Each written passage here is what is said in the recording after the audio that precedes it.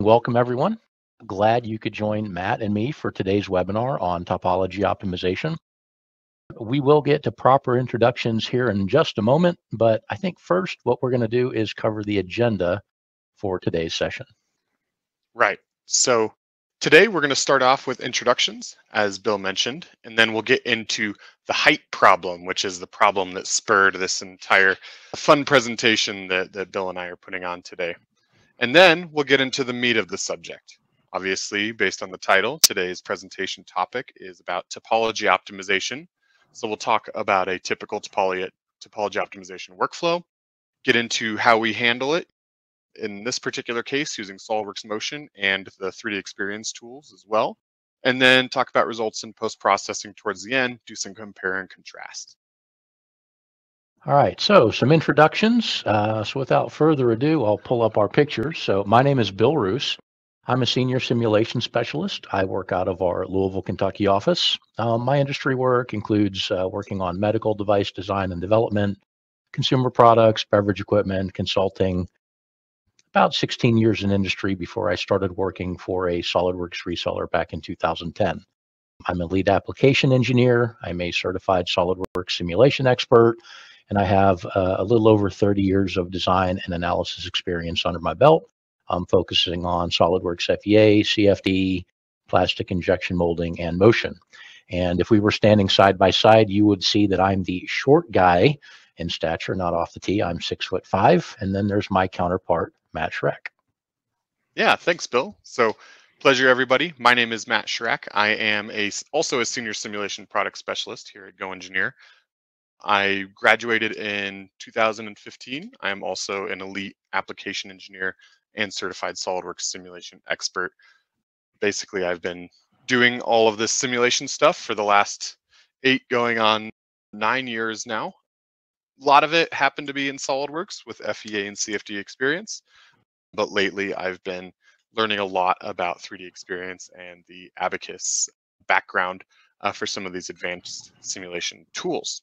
And as Bill said, he is a little bit shorter than me. He's 6'5". I happen to be 6'6" tall. The doesn't sound like a lot, but the difference is a lot more striking when we're in person, I assure you. Perfect. Well, thanks, Matt. Go ahead. So let's get into talking about the height problem that I was alluding to. So this is probably not to scale, but if we were standing next to each other, we also have matching outfits, right? But I am just a tiny bit taller than Bill, and to Bill's chagrin, he might want to be just that couple extra inches taller than me. So if you hit the next slide, Bill, you can see what the goal of our presentation is. Yep, I just did. So why do you want to make me taller, Matt? Well, I'm going to tell you why. As an experienced engineer with a whole lot of gray hair, sometimes I find that if you're not looking up to me, you don't listen that well. And I can be a bit vain, which is why you came up with what we're going to show on the next slide for addressing this problem. Yeah, so to give in to Bill's vanity, I developed this ingenious device here called the Integrated Maneuvering System Hydraulic Overdrive Rectification Transposer, or for short, I'm short. So the idea is that Bill would stand on top of this hydraulically motivated device to give him that extra few inches he needs on me, just so maybe I listen a little bit better or what have you. So in order to keep it lightweight, we're going to do some topology optimization on the slightly transparent part that you see in the center of this device. Perfect. So the focus of today's presentation is, of course, topology optimization, but we need to begin by outlining the process required to utilize this interesting analysis tool. Right. So most topology optimization tools will work something like this that you see on the screen here. You'll start off with an overbuilt design space. This is usually a functional volume that is essentially whatever the maximum area or volume, I should say, your part can take up in the assembly without causing interferences or any other mechanical binding. So once you have that overbuilt volume, you'll assign your FEA loads and boundary conditions, which is, fixtures, loads, essentially virtualizing how this component will work in real life. And Once you have that, you begin with the actual topology optimization solving process itself, which is done via iterations. So the way that it works is you have your finite element model built. It'll run a simulation to determine the response or the stiffness of that structure as a whole. And then from there, the solver will actually go through and say, these elements don't have a lot of stress in them. We're going to assign 0 stiffness to them for the next iteration. And then it will repeat the cycle over and over and over again until you match the criteria input with your topology controls. From there, you achieve results, something similar to what we see on the screen.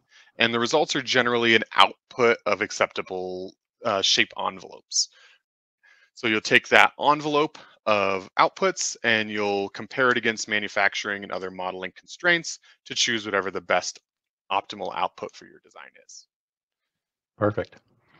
So for my part, I'm going to show one workflow using SolidWorks Simulation Professional's topology study and some other tools. Yep, and then I'm going to show a workflow on the same device using the structural generative engineer role on the 3D Experience platform. And then we'll do a little bit of compare and contrast along the way. So for me, the first step is to gather the loading conditions on the I'm short bracket. That's the transparent body that you see in the picture on the right-hand side of the slide. And I'm going to do that using SolidWorks Motion. I know, Matt, Motion is one of your favorite products. I love to hate it sometimes, but no, it's a wonderful product. There we go. Well, let's dig into what we're going to do. So as I said, I'm going to use SolidWorks Motion to solve rigid body kinematic and dynamic problems. And here I'm using it to identify and extract the peak loads throughout the range of motion the I'm short device will experience while raising me to unprecedented heights. And this is going to require building a zero redundancy mate scheme. That's not a small task. Then I'm going to set up my motion analysis project and solve the model. From there, it's a matter of creating the result plots and then querying all the data. So this is what that workflow is going to look like. So we're going to focus on motion. Now, I've already built the mate scheme, and I replaced me with footprints for loading the I'm short lifting device. I'm going to set up motion elements for a linear motor and the appropriate loads to represent where I'm standing on the I'm short lifter. And once I have all of that in place, I'm going to solve the motion project. Then I'll inspect the mechanism's movement by dragging the timeline slider. And once I'm satisfied with all that, I'm going to begin creating result plots of the forces in the X, Y, and Z directions that act on the connection locations for the mechanism. Really what I'm looking for is the inflections in the load, the peak loads, and the time that those load conditions occurred. Now, it's a lot of plots to generate, but once I have all of that data generated and I get a rough idea of about when they're going to be acting on the mechanism, I'm going to export each of these result plots or all of that data to an Excel spreadsheet. All right, now, I need to spend quite a bit of time filtering all of that Excel data. I need the load values at the first solved motion time step. That's at 0.0025 seconds. Then I scroll through the data and I'm looking for an inflection in the Y value force data that I saw on one of my result plots from SolidWorks Motion. So here I highlighted it at 0.28 seconds. Now I rinse and repeat that process for the next load inflection from another connection point, another result plot. And I'll highlight the data for the second time step that I needed, but I still have to find that other peak load, and that's going to be a little bit further down, and it's going to occur at around 0.57 seconds. And then last, I need the data at the end of the motion project, which occurs, or basically is the end of my motion study at 2 seconds. There, I use SolidWorks Motion to quickly prove that the I'm short device will lift the object, me. The loading conditions from multiple mates or joint locations was extracted, and those loads are going to become the basis for my linear static analysis and eventually a topology study. Bill makes it look so easy, but he's being way too humble. He had to redo my entire mate scheme for this device that I created. So if you ever have any questions on motion, Bill is the man. So well done, Bill. That looks great. Thanks, Matt. All right, so next we'll talk about the fixtures and loads necessary to begin the quote unquote parent study for a topology optimization. As you see on the screen here, we're going to do a little bit of compare and contrast between the SolidWorks topology study included in Simulation Professional and then the topology optimization included with the 3D Experience Structural Generative Engineer role. So we'll start off with SolidWorks, and Bill's got a little more talking to do here. Thanks, Matt. I'm finished with the assembly and my motion study. It's time to work on a half-symmetric version of the bracket and begin setting up a linear static FEA problem. It's really time to use all that Excel data. All right, so I'm going to start my linear static study, as you're going to see. And once I have that study created, you're going to see that 6061 T6 aluminum has already been assigned to the bracket of the I'm short lifting device. So I'm going to begin adding fixtures using one of my favorite SolidWorks CAD tools, selection sets. I'm going to add hinge restraints on the appropriate faces, a symmetry restraint at the middle of the model, and roller slider restraints on bracket faces that will be in contact with a few of the linkages of the I'm short lifter. And once I have all of the restraints in place, it's time to focus on that next step, the forces that act on the bracket. You remember all that Excel data that I previously gathered? Well, here it is broken down into something that's a little bit usable than that great big list you saw earlier. I'm still going to use selection sets here, and I'm going to begin adding the X direction and Y direction loads to the bracket at the appropriate connection locations. The load locations for the lifter, the center link, and the side link have to be input for each time step, beginning with the first motion solved data point at 0.0025 seconds. This takes quite a bit of time to accomplish. It's tedious. 3 load locations, 4 time steps. Hope you don't enter a wrong number, fat fingering in one of the loading conditions. A lot of work, but we have all of the motion force loads in place. And one of the last things that I need to do is I need to add gravity to complete the loading conditions that the I'm short lifter has to withstand during operation. And once I have that in place, I'm going to start renaming each of the different loading conditions so that both I and Matt can remember where all of that load data come from.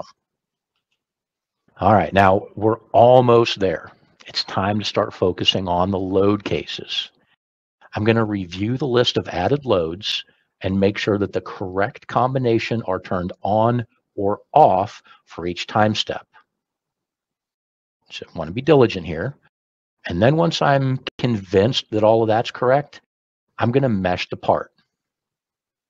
So the meshing here, once that's ready, I'm going to solve all of these load cases as linear static studies. And once that's complete, I'm going to review the FEA results for the 5 different load cases. I want to make certain that this finite element model solves to completion before I set up a topology study. If it doesn't, my topology study will fail.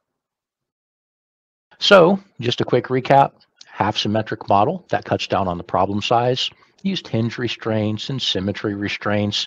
I had loads applied at all of my connection locations from the Excel data gathered from motion, and I used load cases to solve multiple linear static load cases.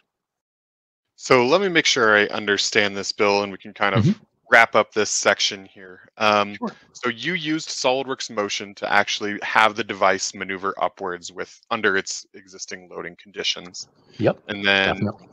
Through that motion analysis, you're able to extract the peak loads, or at least the inflection points, from the linkage connection points, correct? Yep, all correct. And then based on that data, you entered that into a finite element model with multiple load cases, and then you were able to achieve a result as we see on the screen here. Did I miss anything? Exactly. Nope, that's exactly what I had to do. I had to find and gather the data for instances in time to analyze for the SolidWorks path. That was what I had to do. Matt, I think you're up. Yeah, So I'll walk you guys through how I accomplished this using the structural generative engineer role. First thing I did here, and I simplified this down so we don't have to watch a video of me doing it in this case, but first thing I did is I built the entire assembly into the nonlinear static load cases here. So the first step to doing that is creating a bunch of hinge elements. These are specialty Abaqus sort of connector elements that are going to build my model very similar to how the mates were done for the motion study in SolidWorks simulation, or SolidWorks motion, excuse me. So you can see those different hinge connectors highlighted on the screen here. Here we'll go through the nonlinear static step. Notice I'm using the entire assembly again, instead of just a single part. We'll add in general contact. This allows components to slide against one another smoothly. Next, we'll add in a clamp connection on the very bottom of the I'm short device to restrain it in space. Next, we'll add in the force load to the top faces here, built with an appropriate factor of safety that is also undisclosed for this model. Thank you, Matt. You're welcome. And then finally, we'll add in an applied translation to the center of this device, which is what is actually lifting it up. This is where the hydraulics would connect to the device in the center. So we'll add in the Y-directional factor of safety there. Or not factor of safety, the Y-directional applied translation, excuse me. From there, we can solve this on the cloud with up to 192 cores if we so choose. And why wouldn't we in a case like this where we have a big model? And then clicking OK. Go ahead and click on the next slide here, Bill. We achieve a result that looks like this. So my goals in this are very similar to what Bill had done. I didn't have to go through a kinematic solver to achieve my peak loads. Instead, I'm able to use the entire assembly in a simulation context to verify the correct movement, similar to what Bill did, and to make sure that my stresses didn't exceed the yield point. The full assembly analysis is a big differentiator here. I was able to use the Abaqus solver included with 3DEXPERIENCE to do a nonlinear static FEA study. And then with the advanced connector elements and general contact, I was able to achieve the result that you see on screen here. Matt, I got a question. General contact, is that the same as SolidWorks Simulation's global interaction? It operates very similarly to those coming from a SolidWorks simulation background. Yes, it is a little bit more of a specialized algorithm, but you're thinking along the correct terms, absolutely. Thanks. For me, I showed single part, smaller model, manually applied loads. My loads came from a kinematic solver or SolidWorks Motion, and my baseline was a number of linear static load cases. Matt? So for me, I use the full assembly. It ends up being a very large model in terms of degrees of freedom. And then I had to do a lot of work on the setup side in terms of the finite element model to get the connections and contacts set up. But it's a nonlinear static analysis, which is why you can see an FEA version of the actual expansion of the I'm short device. An entire assembly for your baseline work and not just a part file? I'm jealous. I'm jealous. All right, well, let's get into topology. Yeah, so I think Bill's going to start us off using SolidWorks simulation to talk about the topology workflow, the settings and constraints, and then I'll do the 3DEXPERIENCE side. So on the SolidWorks side, Matt, I've got a lot to talk about here. I'm going to save a little bit of time, and I'm going to copy the linear static setup to a topology study in SolidWorks Simulation Professional. It's time to focus on SolidWorks simulation and topology studies. So the first step is to add a stretch goal of reducing the part mass by 80% for best stiffness to weight. I'm also going to add a factor of safety minimum requirement of 1.25 for the finished shape. Now, those are my goals. Then I want to add some manufacturing controls to the study.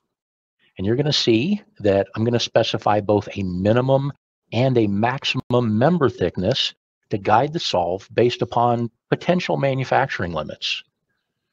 And once I have that in place, I'm going to manually add some preserved regions. I'm going to specify a 3/8 inch depth on the linkage faces. And again, I'm going to use my selection sets to get there. I'm even going to show a preview while I'm adding this study feature. And once I have that in place, I'm going to start thinking about study properties. I want the solver to run the linear static analyses before the topology study, and I want to preserve my loads or fixture regions in addition to what I added manually. And then once I have that in place, I'm going to mesh the part using the recommended element size provided by SolidWorks Simulation. And you're going to see here, it's a draft quality mesh with pretty refined elements. So let's get to the solver.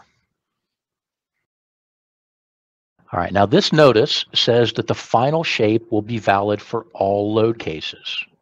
Or I could choose to solve the load cases individually and generate a shape for each load case individually.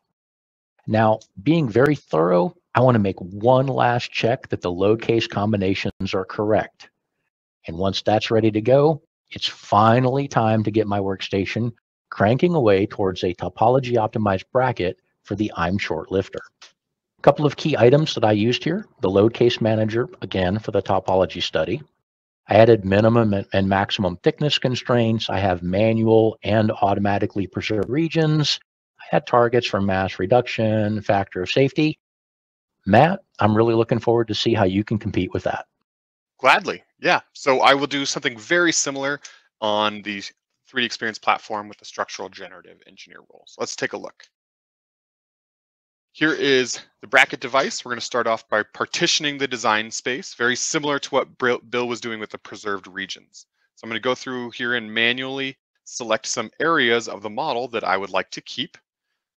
To my knowledge, this tool does not preserve these regions automatically. I could be wrong there, but to my knowledge, we have to manually preserve these. So I just selected them, gave it a 5mm preservation depth, and we're moving on from there. You know, Matt, I saw you clicking on a lot of faces to set up your model on platform. Can't you create selection sets? I could create selection sets, but I'm a young engineer and I like clicking the mouse more than I should. So. And it has a different name. What was the name if you do that? It's still sets, but it's something else on platform? You're close. Yeah, the terminology is called a publication. So you would go through and previously select those faces and save them as what's called a publication, which can be used to fill fields similar to that partition area. All right. So next we're going to mesh the components. I'm going to use a first order tetrahedral mesh on my I'm short bracket lifter, and it ends up looking very similar to the one that Bill had made.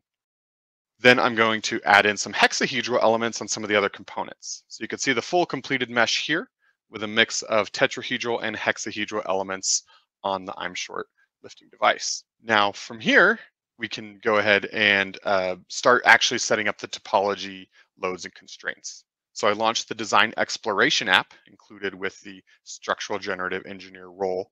And this lets me choose what type of optimization I want to do. I can do topology, shape, bead, or parametric. This will be based on the nonlinear static load case that we had created earlier.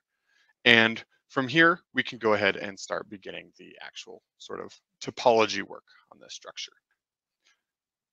You can see there's a number of different response variables we can track for the I'm short device. In this case, we're going to track the center of gravity. I don't want to throw away all that hard work Bill did with the motion study by making a shape that will totally change the motion and the kinematics of the structure. So we're going to track the center of gravity, make sure it's unchanged.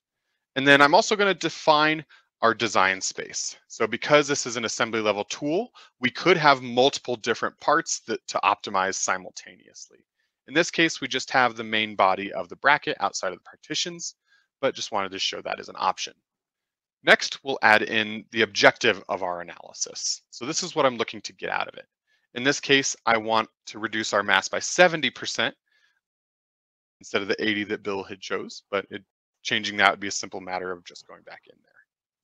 Finally, we can look at our manufacturing and shape controls. This is guiding the solver towards a solution. In this case, I would like to have a symmetric shape about the center plane. You can see highlighted on my screen right there. So that way, again, we're not totally changing the kinematics of the structure. Finally, we can run this analysis. Again, we can utilize cloud computation. I'll use 144 cores here and kick back and relax while the cloud does all the hard work for me. All right, so in summary, I looked at adding some preserved regions here, similar to the preserved areas that Bill was talking about. We defined a objective of a 70% mass reduction of the device.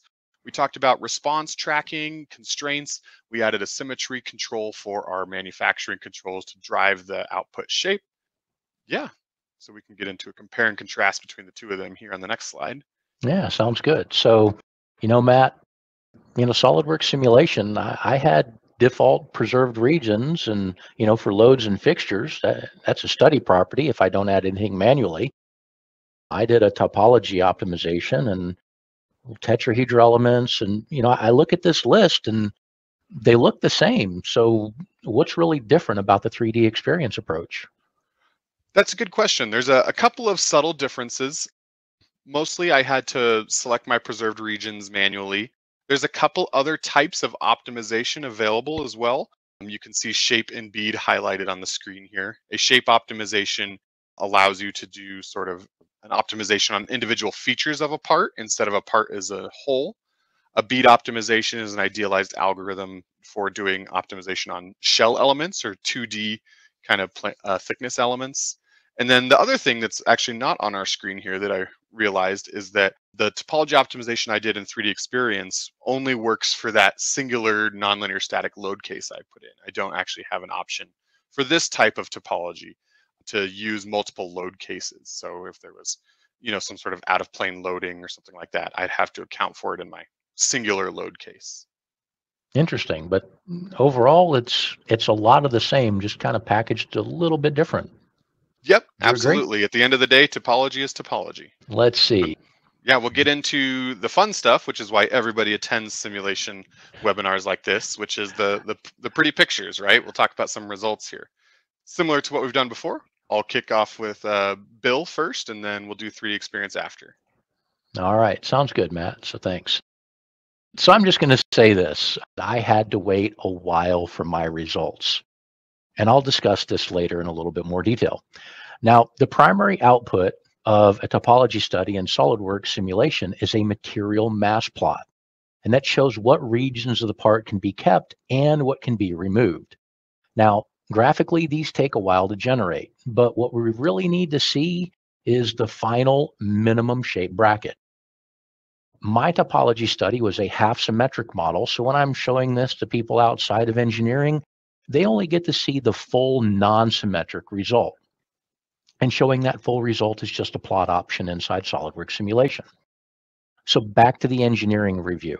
Recall I added a minimum factor of safety goal, so I do want to take a look at that data. The factor of safety plot provides insight into how much material can be removed from the maximum envelope part. That's a lot of blue. We also need to take a look at something called the smooth mesh plot from a SolidWorks topology study. And this is what the final bracket design could be for the I'm short machine. And I'll let this rotate around a little bit so you can see that it's a very interesting shape. It's very organic in what was kept and what was removed with the SolidWorks topology study. I could export this to an STL file and go straight to 3D printing. Instead, I will opt for saving the smooth mesh body to a new SolidWorks part file or a graphics file or even a surface body. One thing to note, if you're going to export the smooth mesh body to a SolidWorks part file, it will take a long time to generate that file. It's a lot of facets to have to be exported. That was what I was going to show you. Matt, are you ready to show us the results on 3D Experience? Absolutely. Let's dig right in. Very similar to what SolidWorks exports, the main output from a 3D Experience plot is what's called a density plot. So in this case, I'm going to hide the top of the bracket device I don't care about, and we can go to a plot sectioning to do sort of an ISO surface of our results. So here we're looking at 70% mass reduction, but you can drag this slider up and down to get a preview of what the solver would want to keep at any sort of level of mass reduction, right? This is everything remaining. And if we drag it to the other end, it would be basically nothing left. So there's usually this envelope that you want to slide between when you're doing topology optimization until you see an orientation of material that looks good to you, right? Sometimes there's more of an art than a science to these things. So I like how 70% looks in this case, so we'll enter that. So now what do we do with this shape? Just like we could do with SolidWorks, we could output this shape as an STL, so directly to an STL format with the extract tessellated shape. That will also take a while. It's a big model. But other things we can do is we can generate a concept. And this is going to be a hybridized shape between the mesh bodies, where we're going to smooth out the mesh surfaces of this component. And then we're going to keep the prismatic surfaces that are left. And so we have this hybrid sort of NURBS and prismatic shape output. So right here, I'm telling the CATIA backbone of the 3D Experience topology tool to generate me a concept shape that I can then go ahead and look at. It saves that shape inside of the part body inside of the tool itself. So I can just simply go to that part body itself and open it up to view that shape. So we can just open it in sort of a part editing app, and here it is. So as you can see, it does a really great job of smoothing out those rough tetrahedral elements into these sort of non-uniform rotational tangent surfaces. And it keeps the prismatic surfaces as they need to be. Looks pretty slick. It did come out looking pretty good. So as a review of my outputs, we can output the 3D shape inside of CATIA itself, as we saw there. We could take this a step farther, which I didn't show, but the structural generative engineer role comes with some tools we can use to actually use the surfacing capabilities inside of CATIA to generate a even more sort of pleasing shape besides the one that you saw on the screen. We can also export to an STL if you're taking this straight to 3D printing. That's a great way to do it. Or you can export it obviously as a step file for use in other CAD tools. I saved the SolidWorks smooth mesh file to a graphics body, and then Matt used this to rebuild the bracket into that amazing shape that you see transitioning on the left side of the screen. And solve time. I said I'd get back to this. The original 45 iteration topology study was done on my daily work machine. The topology solver ran in the background while I was still using my workstation for day-to-day work. I resolved the topology study on a 24-core Threadripper workstation, which proved to be a little bit more palatable as far as total solve time. So instead of waiting 52 hours, I only had to wait 19 and a half hours for the result when I resolved it on a higher end workstation. Now, why do I show you this? Well, it's because I know what Matt is about to show you on the very next slide. As you all saw when I went to go run this, I ran this on 144 cores on the cloud to solve this study. It took 25 cycles to get the shape that you see output on the screen right now. And it took about 10 and a half hours to get to that point. Honestly, I'd say that's pretty comparable with the 24 core result that you achieved, Bill. I'm a little less than half of that, but I'm, 4 or 5 times the number of cores. I did, yeah, 45 iterations to 25. So not terrible, not terrible. Yeah, not terrible. So good inclusion there with the cloud compute. It really helps save up my local computer for doing the things that I need to do from a day-to-day work perspective. I don't have a Threadripper under my desk, unfortunately. So. All right. So, I'd just like to recap, what I did. So with the SolidWorks simulation tools, I use SolidWorks Motion, a kinematic solver to extract the loads from my assembly. I then used those loads on a single part for linear static FEA. And of course, I use symmetry to cut down on the model size. I used multiple load cases. Recall, I was extracting the loads at different instances in time for peak transitions in X, Y, and Z loading. And my predominant output was that smooth meshed output of the part file that, I gave to you, Matt. And in contrast, on the structural generative engineer role on the 3D Experience platform, instead of doing a single part analysis, I was able to run the analysis as an assembly. which allowed me to use the nonlinear static Abacus solver as sort of our baseline solve. Unfortunately, it does only support a single load case in this type of orientation, but I don't need to grab individual time steps. It considers the entire time history of that nonlinear static solve. And then my output was a NURB surface kind of prismatic shape hybrid directly in the CATIA sort of background kernel there. So all in all, even though our tools were different and our methodologies might differ to suit the tools, I definitely learned a lot about topology optimization doing this. And I think we both ended up with some really great results. I would agree. You know, Matt, I have a question for you. If you could start all over, what would you do different knowing what you know now for the I'm short lifter? What would you do different? Well, I think I would take inspiration from the more experienced engineer you are and only simulate half of this thing.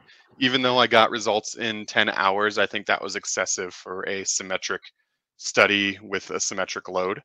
So I probably would take advantage of a half symmetry similar to what you did. And I think that I would do a little bit more effort or show a little bit more effort on validation of the final output device, right? Taking that output shape and actually validating it and not trusting all of my engineering to a computer. Interesting. What would you good do things to differently? do. Oh boy. Well, the first is, Matt, did you notice that my Z direction loading was 0 and I didn't I include that? I did notice that, but I didn't want to make you Yeah. feel bad. Okay. So there was something that I did when I was setting up my zero redundancy mate scheme where I got rid of the Z direction loading. And if you remember, if you really recall that video, I put my footprints kind of off to the side on the I'm short lifter. And somewhere along the line, one of my mates that was not involved in the connection location took all of the Z loading. So I didn't account for that in my linear static loads. So that would be the first thing. I'd have to go back and correct that. You said you wouldn't use symmetry, or you would use symmetry. Honestly, I think from my end, I might want to rerun it not using symmetry, because remember, I had to put the roller slider restraint on that middle face, and I automatically preserved that region. So the middle of my part looked different than yours. It was preserved where yours was free to take on the loads.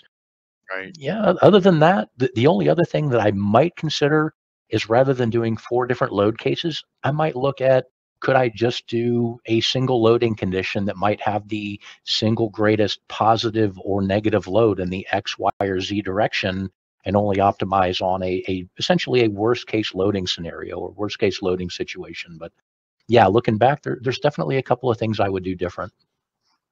Well, maybe next year if we run this again, we'll have some different inputs and different outputs to show you guys. I would agree. So with that, I'd like to again thank everyone for attending our webinar today. I would as well. Thank you all for attending.